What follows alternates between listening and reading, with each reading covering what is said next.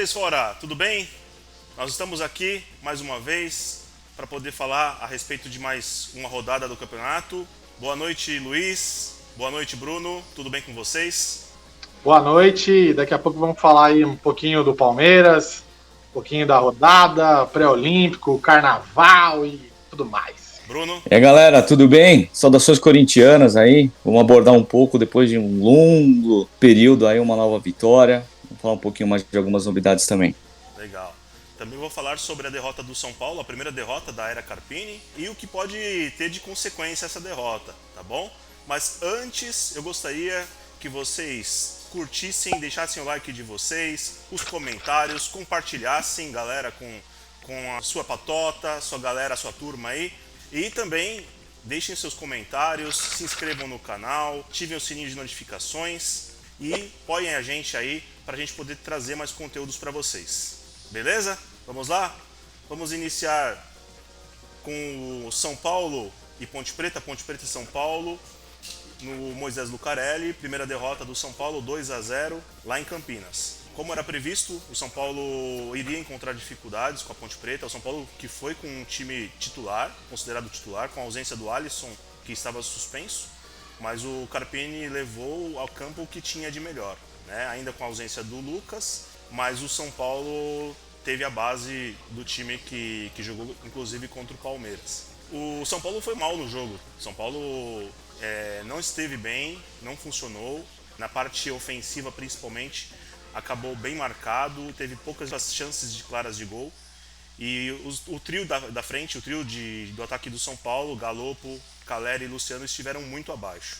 Nenhum deles estava num dia legal, numa tarde legal, e o São Paulo acabou sendo derrotado de maneira justa. A Ponte Preta fez um bom jogo, marcou muito bem, deu poucos espaços para o São Paulo e acabou fazendo 2 gols, um golaço, né, do Gabriel Risso aos 30 do segundo tempo, já na parte final do jogo, e nos acréscimos o Renato acabou fazendo o segundo gol num contra-ataque, numa bobeira da defesa do São Paulo. O Wellington saiu errado, acabou perdendo a bola e proporcionou o contra-ataque da Ponte. E a Ponte fechou o placar com 2-0. O resultado foi justo. A Ponte Preta está bem no campeonato, né? Depois de 3 vitórias seguidas, a Ponte Preta ressurgiu no campeonato. Está no grupo do Palmeiras, inclusive em segundo lugar, e vai dar mais trabalho. Eu acho que a Ponte vai dar mais trabalho para muitos times aí. O São Paulo agora enfrenta o Santos no Morumbi, um clássico no Morumbi na quarta-feira, amanhã. E vamos ver como que vai se portar, né, depois de uma derrota. São Paulo que veio num momento de crescente, com um título. Vamos ver como que o time do Carpini vai reagir após essa derrota. Uma derrota que foi dolorida. E o São Paulo vai ter a volta do Alisson nesse jogo. O Alisson volta de suspensão. E o São Paulo tem uma baixa. Uma baixa importante. O Wellington Rato, que iniciou muito bem o ano, é o principal articulador do São Paulo, é o principal assistente do time do São Paulo, o homem da bola parada, dos escanteios, das cobranças de falta. Ele acabou tendo uma lesão muscular no jogo contra a Ponte e deve ficar alguns dias aí fora de combate. O São Paulo, que oficializou hoje também que o Rames não vai ser aproveitado. Circulou na internet alguns perfis fakes falando que o Rames tinha sido inscrito no Campeonato Paulista. Lembrando que o São Paulo tem pouco tempo para inscrever mais 2 atletas, mas isso foi fake. O São Paulo desmentiu a informação e o Rames não vai fazer parte do elenco do São Paulo, já está em processo mesmo de rescisão. Quero saber qual a conta aí, né? O valor que São Paulo gastou nesse péssimo negócio aí com o Remes Rodrigues, né? Queria saber qual o valor que foi gasto aí. Acho que o presidente deveria dar essa função para a torcida aí, né? Porque tem um dinheiro alto, ao meu ver, né? Olha, eu não tenho o valor exato, tá? Dizem as pessoas que quando o São Paulo fez a negociação com o Rames Rodrigues, inicialmente o São Paulo ia pagar R$950 mil para ele em salário, entre salário e luvas. Mas isso no início do ano, né? No início do contrato, ou seja, de agosto do ano passado até o final do ano passado. E que esses valores eles seriam corrigidos a partir de janeiro de 2024. Que esse valor ia ser entre 1.200.000 a 1,5 milhão. Ao que tudo indica, o valor total dessa transação seria de 27 milhões, visto que o Rames teria contrato com o São Paulo até o meio de 2025. Seriam 2 anos de contrato. Só que o Rames e o São Paulo parece que estão tentando tratar a questão de... O São Paulo deve para ele luvas ainda, algo em torno na casa dos 10 milhões de reais. Tá? Achei um valor absurdo, alto, muito alto esse valor, mas é o valor que o jogador tem de direito.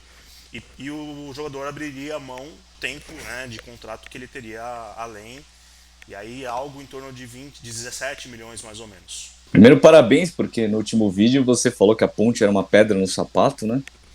Do São Paulo, e acabou provando, aí, então estava certo. Queria aproveitar fazer uma pergunta puxando o gancho que você tinha dito que ia comentar, tá? Qual o reflexo dessa derrota, ainda mais agora que vocês vão jogar com o Santos, que está tão bem? O que você acha que pode ter de reflexo ou não interfere em nada? Isso eu vou querer saber no jogo, né? Contra o Santos. Eu vou querer saber se de fato essa derrota para a Ponte Preta vai trazer alguma consequência para o São Paulo. Eu tenho visto esse time do São Paulo, como eu tinha falado anteriormente, um time que sabe das suas limitações. O São Paulo sabe que tem carências, que tem limitações. O time tem essa consciência. E por isso, eu acho que o ponto forte do time do São Paulo, que eu tenho visto, é a união desse elenco, a união do grupo. O grupo é bastante unido. Então precisa ver o que essa união vai representar num jogo difícil, que eu acho que o jogo com o Santos vai ser um jogo bem complicado. O Santos ele está melhor nesse momento do que estava com certeza no ano passado, mais bem reforçado. Eu acho que o Santos vai trazer para o São Paulo grandes dificuldades. Mas vamos ver. Eu acredito na maturidade desse elenco. Eu acredito que a maturidade do elenco, a união desse grupo, pode fazer o São Paulo sair dessa situação de derrota, né, e já conseguir uma reação diante do Santos. Tá? Corinthians e Portuguesa, 2-0 para o Corinthians, reabilitação. Bruno. Vamos lá. Bom, primeiro falando que foi a estreia, né, do Antônio Oliveira, né? Foi inscrito faltando 4 segundos, saiu no vídeo o nome dele, então ele pôde fazer parte aí da comissão técnica nesse jogo. O que surpreendeu aí foi a escalação dele com 3 zagueiros, né? A gente tinha comentado no canal que seria uma sugestão para esse momento que vive, então ele colocou ali o Caetano bem jogado ali à esquerda. Enfim, o Corinthians sendo a saída de bola do Corinthians, você vê que era claramente um posicionamento com 3 zagueiros. Enfim, o Corinthians começou o jogo muito parecido com o Novo Horizontino e teve um pênalti, né? O Michael acabou fazendo 1-0. A Portuguesa teve chance de abrir o placar com uns 10 minutos. O Cássio fez uma boa defesa. Voltou para o segundo tempo, a Portuguesa teve outra chance, muito clara, não fez. Depois o Yuri Alberto acabou também fazendo outro gol. Então, assim, o Corinthians ganhou de 2-0 com gols de 2 jogadores muito questionados até então, né? O Fagner fez um bom jogo, tá? Longe de ser um Fagner que a gente gostaria de ver, mas assim, não foi tão apático como nos últimos, né? Acabou tendo uma presença maior no meio de campo para frente. O Cássio fez ótimas defesas também, e o que me chamou a atenção, teve uma delas que ele até deu uma esbravejada, né? Olhou para a torcida, deu uma esbravejada, quase que comemorando, algo totalmente atípico dele. Então você vê que até ele estava um pouco incomodado. Um jogo muito importante para o Corinthians ter essa vitória aí depois de um longo período, e agora dá mais tranquilidade para trabalhar e ter a próxima rodada. Só um outro comentário também. Gustavo Henrique, que foi recém-apresentado, aí ele já ficou no banco. Mesmo ainda com dúvidas se ele está 100% ou não, já ficou no banco. E tá em breve ele vai ter a estreia dele também. Eu vi muita gente reclamando da penalidade contra a Portuguesa. Eu achei pênalti. Mesmo que o jogador acertasse com o braço, deu um carrinho, a bola estava limpa para o Fagner fazer a jogada ou cruzar de esquerda ou bater para o gol. Enfim, acabou tendo o contato. Para mim foi faltoso, foi pênalti. Queria saber de vocês o que vocês acharam também. Cara, entendo o que você disse. A bola sobraria pro Fagner, né? E acho que por isso eu entendo que, ok, o VAR não interviu justamente por isso. Mas é um pênalti bem discutível, né? Eu acho que, na minha concepção, esse tipo de lance não deveria ser pênalti. Mas, no Brasil, segue uma linha de que esse tipo de lance é pênalti. Né? Então, cara, super discutível. Por exemplo, você não vai ver isso como pênalti. Um lance super discutível.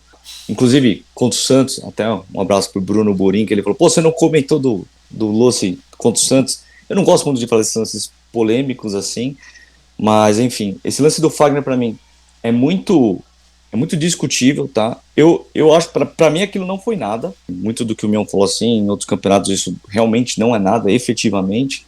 Mas às vezes a gente tem uns lances assim no Brasil que acaba sendo pênalti, né? Então assim, acho que a gente não pode crucificar por ter dado esse pênalti. Essa é a minha opinião desse lance. Na verdade, o juiz ele seguiu a linha do que é marcado no Brasil. Então, assim, a minha discussão não é dar ou não dar esse pênalti. Tem que manter uma linha. Né? Se todos esses tipos de lances forem pênaltis, ok, beleza. Você não pode fazer esse tipo de lance. O problema no Brasil é esse. A arbitragem, ela erra pro Palmeiras, pro Corinthians, pro São Paulo, pro Santos, pro Flamengo, pra todo mundo. Só que o que mais irrita o torcedor é a falta de critério. Esse mesmo lance num outro jogo não vai ser pênalti. Pode anotar, vocês vão me cobrar daqui. O lance do jogo do Corinthians e Santos, pra mim, foi muito mais pênalti que esse. Mas muito mais. Aquele, pra mim, é um lance até meio claro, assim. Isso é pênalti. Ainda mais com o VAR. Aquele lance com o Santos, se não tivesse VAR, ok, passou batido e tal. Sim, mas... com o VAR, não dá aquele pênalti, eu acho meio absurdo. Então o problema no Brasil, eu acho que é esse, cara. A gente não tem uma linha, né? Não segue. Mas enfim. Mas de todo modo, eu acho que o Corinthians ganharia o jogo com esse pênalti ou sem. A Portuguesa se mostrou muito frágil. É uma série candidata ao rebaixamento, eu acho que ela não vai escapar, não. Acho que esse ano a Portuguesa volta para a Série A2. Dito isso aí, só mais duas notícias aí sobre o Corinthians. Em breve aí está para ser anunciado aí mais 2 reforços. Um deles é o Matheus França, o antigo Mateuzinho, o ex-Flamengo. Depois de todo aquele papelão que foi, de treinar e voltar, enfim, provavelmente vai ser anunciado. E Igor Coronado, que é um jogador que estava no Al Ittihad, provavelmente aí vai ser anunciado também até sexta-feira, com chances de ser inscrito até tempo do derby. Tá? Então, são mais essas duas notícias.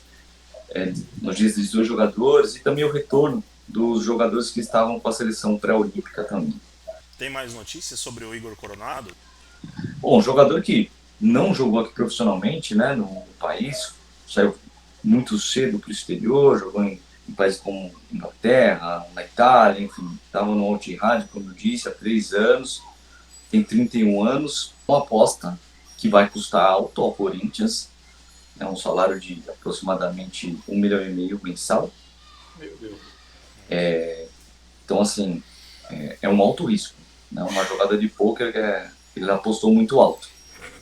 Então, vamos ver, porque falar só baseado em lance de YouTube é muito fácil, né?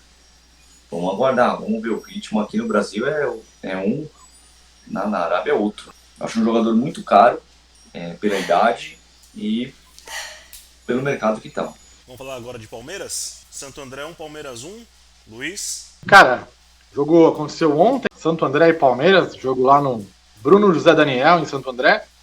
Palmeiras novamente aí com um time misto, né? Fez um jogo até certo ponto bem controlado, o Palmeiras teve a bola o tempo inteiro, perdeu muitas oportunidades, tá? O goleiro do Santo André também não posso tirar o mérito dele, ele foi muito bem, pegou umas 2 bolas do Palmeiras inacreditável. Uma quando já estava 1-0, uma cabeçada que foi inacreditável mesmo, um lance, acho que, se não me engano, do Fabinho. Flaco fez mais um gol num lançamento ali do Caio Paulista, que teve aí a sua melhor partida no Palmeiras, tá? O Caio Paulista ontem foi um bom destaque, junto com o Flaco. Acho que o Abel errou, acho que esse começo de ano é um começo de ano ruim do Abel, eu tenho que falar isso.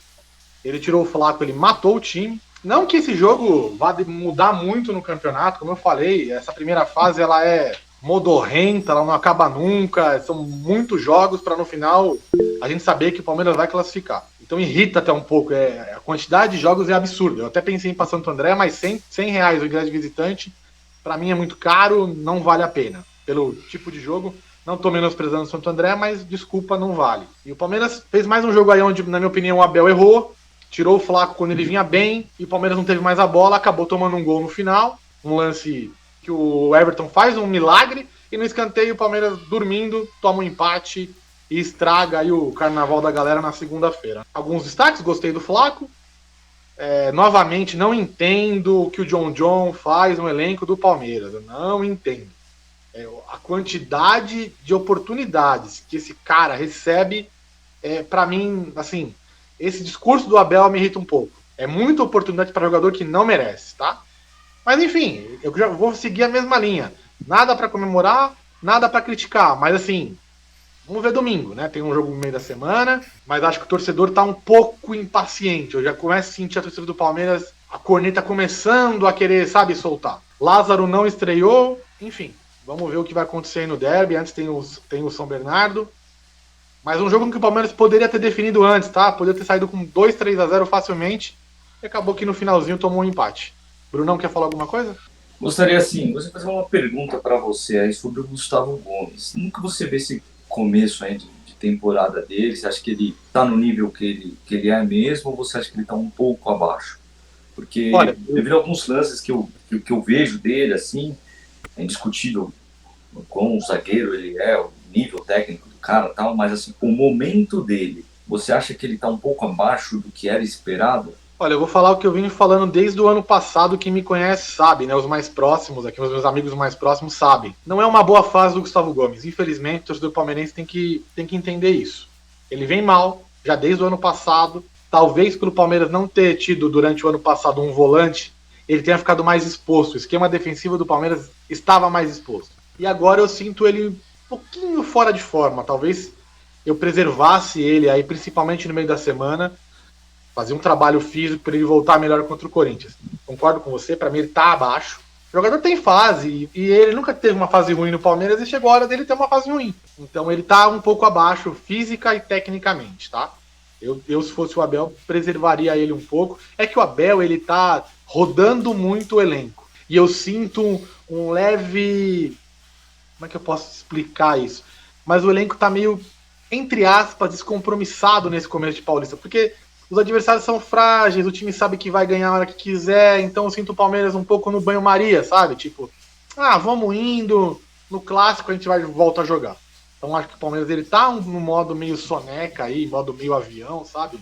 Mas concordo com você, não é uma fase boa do Gustavo Gomes, infelizmente. Talvez até a presença do Aníbal, que você menciona tanto, pode fazer jus a um retorno do nível técnico do Gustavo Gomes, né? Exatamente, o Aníbal não jogou ontem, né? Não começou jogando. E ele faz muita falta, porque ele é o cara que é o caçador ali na frente da zaga. E se ele não tá jogando, o zagueiro fica exposto, não tem jeito, né? Mas ontem o Palmeiras tomou um empate por pura preguiça. O Santo André não fez nada, lançou uma bola na área e empatou o jogo. Então você vê que é um jogo... O Palmeiras tá numa fase assim que ele sabe que ele já... Assim, entre aspas, né? Ele vai se classificar e ele tá ali empurrando com a barriga essa primeira fase. O Abel faz muito disso, tá rodando o elenco, tentando aí preservar, né, para as fases finais. Só um parecer rapidinho. Eu assisti o jogo ontem e eu achei que o Palmeiras deu muito espaço pro Santo André. É que o Santo André tem um time muito limitado, muito fraco mesmo. É outro time que vai brigar para não cair mesmo, é forte candidato ao rebaixamento. Mas eu percebi o Palmeiras meio desconcentrado, principalmente na questão defensiva. Deu bastante espaço, o Everton fez uma grande defesa mesmo antes do gol. E tinha feito uma outra, que o jogador do Santo André saiu pela esquerda e bateu cruzado, ele espalmou.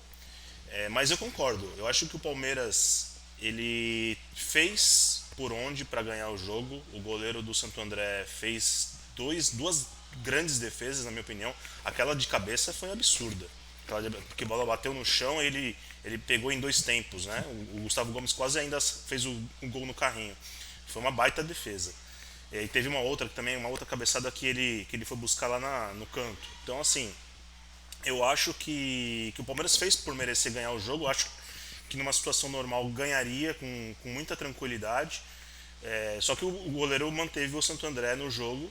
E aí o Palmeiras, uma desatenção, acabou cedendo empate. Aliás, não é muito do Palmeiras isso, né? O Palmeiras sofreu um empate nos acréscimos com o Novo Horizontino, né, por uma desatenção. Sofreu esse gol de empate também. E teve um outro jogo, acho que no final da partida, que ele acabou tomando também. Não lembro qual foi o jogo. Mas não é muito do Palmeiras essa questão de sofrer nos minutos finais um gol que muda a partida. Mas é como você falou, pré-temporada ainda, início de campeonato. O Campeonato Paulista é longo, né? A gente sabe que a primeira fase é extensa. E a gente só vai saber mesmo a real situação do Palmeiras e dos outros times nos jogos finais, jogos grandes e os clássicos. Aí a gente vai se você saber. fizer uma comparação aí, Tiba, com o São Paulo contra a Ponte Preta, Sim. é a mesma coisa, Sim. cara. Um jogo preguiçoso. Preguiçoso. Perfeito. E aí você acaba perdendo pontos, você acaba irritando um pouco, né? Eu acho que esse regulamento do Campeonato Paulista, ele favorece a isso, né? Depois que você faz uma quantidade de pontos, você fica meio que brincando no campeonato. Enfim, né? Não tem muito o que fazer. É isso mesmo. Agora tem 2 jogos, entre aspas, mais difíceis, né? Primeiro contra o São Bernardo, fora, e depois, obviamente, o Derby, que é um jogo que vale o campeonato, né? Jogo grande, né? Eu vou dar uma pincelada aí no envolve o Palmeiras, né? Eu falei que ia falar sobre o resultado do Carnaval. Acabou de sair a apuração aí dos desfiles da Escola de Samba de São Paulo. A Dragões da Real ficou em segundo lugar, torcida aí de São Paulo. A Independente acabou rebaixada aí para o grupo de acesso do Carnaval. A Gaviões acabou ficando em quarto lugar e a Mancha em quinto lugar, tá? Dragões, Gaviões e Mancha voltam para o desfile das campeãs aí no sábado, no AMB. A grande campeã, aliás, bicampeã, Mocidade Alegre. Brasil fora aí de Paris, né? Era um torneio que muitos jogadores queriam participar. Eu fiquei, dei uma pesquisada sobre, porque vai ser em Paris, né? Então vai ser um torneio de futebol. Inclusive o Mbappé deve participar da seleção francesa. Então, o Brasil queria estar lá, acabou perdendo o último jogo para a Argentina, 1-0. Na América do Sul, Argentina e Paraguai se classificaram. O Brasil numa das piores seleções que eu já vi na minha vida de base. Não pelos talentos individuais, mas pelo péssimo trabalho do Ramon. Péssimo trabalho. Desde o Mundial Sub-20, passando inclusive por jogos da seleção principal. Um trabalho a ser esquecido. O Brasil era inacreditável o nível de desorganização desse time. Acabou ficando fora de um torneio que seria legal, né? Vai ser legal em Paris esse torneio de futebol. O Brasil está eliminado aí da competição. O lado bom disso é que o Endrick já está treinando com o Palmeiras e deve jogar o derby, né? Já voltou, não quis nenhum dia de férias, já está treinando. O menino ficou chateado aí pela eliminação do Brasil. Eu concordo com o Luiz em relação ao Ramon, né? Mas eu acho que os jogadores também carregam grande responsabilidade disso, porque assim, individualmente eles são destaques nos clubes que jogam e tal. E, desculpa, o pré-olímpico não dá para o Brasil ficar de fora. Bom, gente, eu vou falar rapidamente alguns nomes de alguns inscritos no nosso canal, pessoas que comentaram, que fizeram aí algumas ponderações com relação ao que a gente tem falado, tem participado de forma efetiva, tá? Vou dar um abraço aqui aos palestrinos Rafael Perrota, Denis Alves, Edson Pedro, Obed Júnior, Manezinho, Rafael Ambonati, aos corintianos Marcão, Cristina Zaquelo, Juliano e Kelly, casal aí, ó, sensacional corintiano, Lucas Santana, Cibele Rabelo e Bruno de Oliveira, tá? Os São Paulinos, tricolores que têm participado, Danilo Gozoli, muito obrigado pela sua participação, Giovana Leal, Pérola Tieme, Kátia Firmino, Ciro Roberto, Leandro Braz. Legal, gente? Só uma pincelada mesmo para agradecer vocês aí pelos comentários, pelo feedback. Vocês têm ajudado muito com a gente melhorar os nossos conteúdos no canal, tá bom? Eu tenho uma pergunta aqui legal do Rafael Ambonati, que ele escreveu para o Bruno. O Bruno já respondeu para ele, mas eu queria só passar também para a gente poder alinhar. De repente o Luiz também tem uma opinião para se fazer. O Rafael falou assim: queria saber de vocês se acham que está havendo por parte da antiga diretoria do Corinthians ações intencionais para prejudicar essa nova gestão. Empresários cobrando na justiça, Mano Menezes que era alinhado com a antiga gestão, ou se é simplesmente inabilidade dessa nova gestão. Ele diz com relação aos maus resultados, né, essa crise que o Corinthians teve, né, durante as semanas que passaram. Bruno, quer falar alguma coisa? Bom, primeiramente agradecendo o Rafa por essa ótima pergunta aí, tá? A gente, como o Tiba disse, a gente já respondeu para ele, mas vamos fazer questão aqui de mencionar. Rafa, para mim é o seguinte, tem sim essas duas coisas, tá? Então, assim, a gestão passada, ela fez péssimos negócios, fez negócios depois de, por exemplo, de resultados de eleição, fechou um patrocínio nas costas aqui, sem consultar a gestão que iria tomar posse a partir de janeiro, fez um contrato com o Mano absurdo, né, de quase 3 anos com multas milionárias, já prevendo que poderia perder a eleição, deixou encaminhado a contratação do glorioso Hugo, lateral esquerdo, mesmo sem saber de como ia ser, enfim, opinião de mano e tudo mais. Então, assim, uma série de coisas que eles deixaram aí, para mim, no caminho do Augusto Melo, tá? Por outro lado, o próprio Augusto Melo e o seu time também tiveram algumas escorregadas, né? Então, por exemplo, o fato do Lucas Veríssimo não estar hoje foi uma escorregada deles, o que aconteceu com o Matheus França, né? E o próprio também a questão do patrocínio antigo, que ele falou que não ia pagar, e depois a conta para o Corinthians pagar. Então, assim, foram duas coisas que atrapalharam muito o Corinthians. Então, tem, sim, a gestão anterior que fez muita coisa de propósito, tá? A gente sabe disso, a gente sabe que eles tentaram de tudo.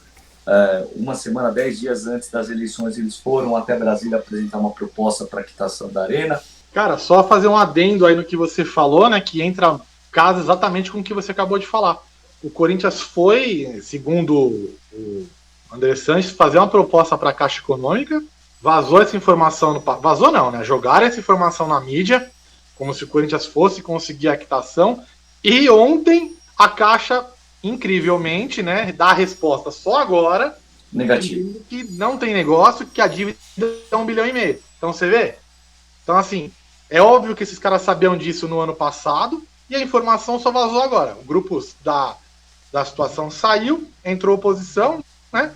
E essa resposta da Caixa só agora. Então, só para casar com o que você falou aí. Tiba, quer fazer algum comentário? Não, eu só ia falar para vocês que faz parte essa questão de oposição dentro de um grupo de conselheiros tentar prejudicar da melhor maneira possível, da melhor forma possível quem está no comando, né? Isso em todos os clubes eu acredito que tenham essa questão. Tem gente que está querendo derrubar a Leila, por exemplo. Tem gente que é contra a gestão Casares, que era contra a gestão Leco. Então, assim, esse fato é política, né? Política, a gente vê no nosso país como funciona. No futebol, no clube também é a mesma coisa. Tem muita gente lá que quer ver o mal do clube, independentemente, porque tem a questão política. Cabe aos gestores que estão lá tentarem conduzir da melhor maneira possível. Acho que tem erros nessa gestão do Corinthians. Acho que a inexperiência faz isso, né? Faz com que esses novos integrantes da diretoria do Corinthians cometam essas gafes. Eu acho que também a ansiedade de querer fazer, apresentar projetos, apresentar resultados também, isso atrapalha, interfere. Mas fato, eu acho que a maior parte do que o Corinthians vive hoje, 80% de tudo isso vem de gestões anteriores. E só o tempo vai dizer se essa diretoria nova, se essa gestão nova vai conduzir melhor e trazer o Corinthians para o lugar que ele merece, né? Que é sempre brigando por títulos, tendo a marca forte, enfim. Tiba, só acrescentando o que você falou, a situação é tão grave, né, de como deixaram isso, né, até essa gestão, que por mais que essa atual gestão tenha 3 anos, né, maravilhosos, a situação financeira é grave, é muito grave. Não vou ficar aqui entrando em detalhes, talvez para um outro fórum, quem sabe, mas a dívida é muito grande. Como pagar isso? Como pagar isso e tendo times para competir com os principais adversários? Então, assim, é uma conta difícil de equalizar, vai demandar muito tempo e muito amor ao Corinthians. Vamos finalizar com os palpites? Ituano e Mirassol em Itu. 1-1. Ituano 1, Mirassol 2. Eu aposto também em 1-1. São Paulo e Santos, clássico no Morumbi. 2-1 São Paulo. 3-2 São Paulo. Bom palpite, hein? Eu vou de 2-1 São Paulo. Bragantino e Ponte Preta na Abichedi. 2-0 Bragantino. Eu acho que vai ser 0-1.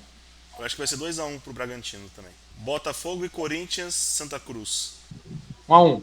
0-1. Bom, 0-1. tomando como base a última rodada, né, que eu já expliquei, Botafogo 3, Corinthians 1. Inter de Limeira e Novo Horizontino. 0-0. 0-0. 1-0 Inter. São Bernardo e Palmeiras. 2-0 Verdão. 1-0 Palmeiras. 2-1 Palmeiras. Guarani e Santo André. 2-0 Guarani. 1-0 Guarani. 1-0 Guarani. Português e Água Santa. 1-0 Portuguesa. 0-0. 1-1. Galera, muito obrigado pela atenção de vocês. Espero que vocês tenham gostado. Vamos pedir para vocês darem o like, comenta, compartilha com seus amigos, compartilha com os inimigos se vocês não gostaram. Inscrevam-se no canal, ativem o sininho de notificações e dá uma moral pra gente aí, beleza? Grande abraço para vocês, boa semana e tamo juntos se Deus quiser. Abraço. Valeu, galera. Valeu. Vai Corinthians. Tchau, tchau. Tchau.